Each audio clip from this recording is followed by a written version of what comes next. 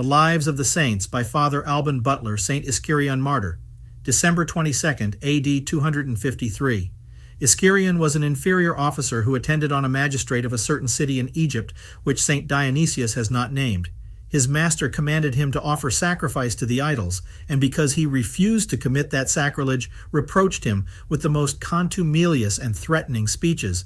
By giving way to his passion and superstition, he at length worked himself up to that degree of frenzy as to run a stake into the bowels of the meek servant of Christ, who, by his patient constancy, attained to the glory of martyrdom. We justly praise and admire the tender piety and heroic fortitude of this holy servant and martyr. It is not a man's condition, but virtue, that can make him truly great or truly happy.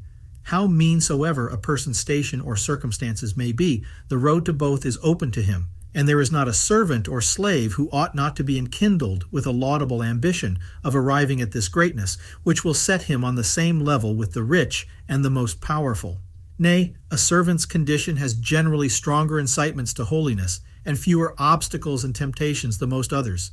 But for this, he must in the first place be faithful to God and ardent in all practices of devotion. Some allege want of time to pray, but their meals, their sleep, their diversions demonstrate that it is not time, but zeal for the divine service that is wanting.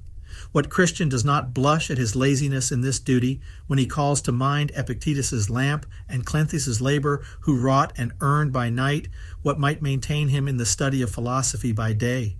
Prayer in such a station ought not to trespass upon work, but who cannot even at his work raise his mind to God in frequent ejaculations. Also industry, faithfulness, with the most scrupulous exactness, obedience, respect, esteem, and sincere love, which a servant owes to a master with a care of their honor and interest, are duties to God, whose will he does, and whom he honors in proportion to the diligence and ardor with which he acquits himself of them.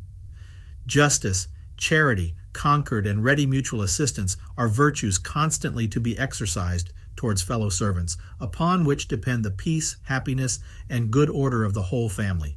Patience, meekness, humility, and charity must be called forth on all occasions, especially under reproofs and injuries, which must always be received in silence and with sweetness, kindness, and a degree of gratitude, when they carry any admonitions with them.